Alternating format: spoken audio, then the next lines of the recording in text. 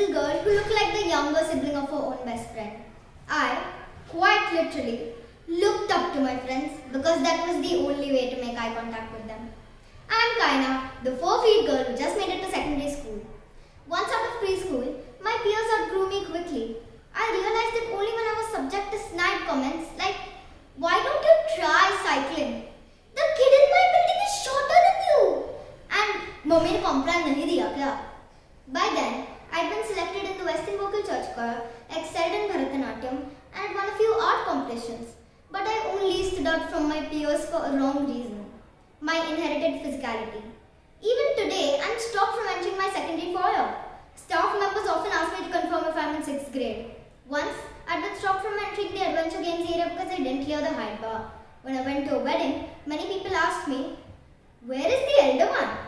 assuming I was my younger sibling. So this brings us to the point of body shaming. A lot has been said about body shaming and a lot is yet to be spoken. Why is it a human tendency to body shame?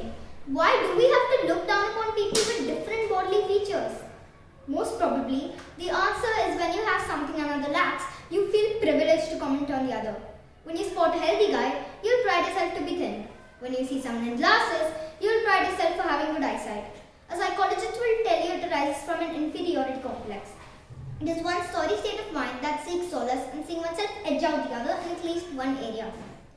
Body shaming can propagate low self-esteem, which can lead to a myriad of mental health issues in teens. In 2019, Fortis Healthcare carried out a survey across 20 cities among a sample size of 1,244 women. The survey showed startling results. About 90% of the women face body shaming. Globally, 64% of teenagers overall have encountered it. Speaking of girls, 94% of teenage girls have encountered it. The story is the same across. No wonder females are objectified as desirable and hence expected to look perfect. The discourse is not about sexism but about the unalarmingly normalized issue of body shaming. Social media is a leveler. It has given a voice to everyone, but I'm afraid we do not make the best use of it. People are body shamed with atrocious comments on their profile pics and selfies.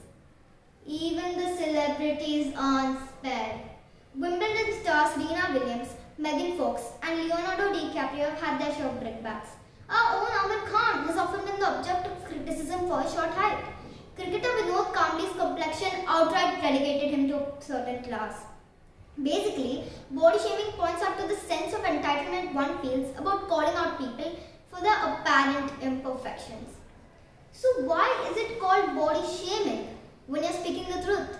What is the harm in calling a spade a spade? Can't you call a short girl short or a squint girl squint? Well, the harm is caused by punching down. Body shaming is punching down as one's shape and size may have a lot to do with genes, hormones, health conditions and factors beyond one's control. We are blessed with 5 senses so that we can differentiate and not discriminate. Body shaming is an abuse of the sense to differentiate.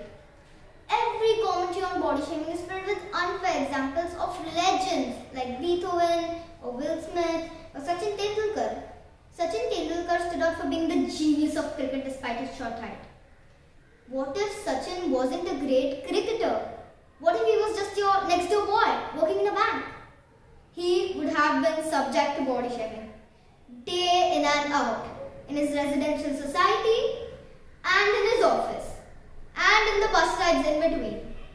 I earned my fair share of respect for being the junior head girl. I was called the Chota Packet Bada Dhamaka by my teachers and seniors. Well, the respect I earned, I deserved it even if I weren't the Bada Dhamaka.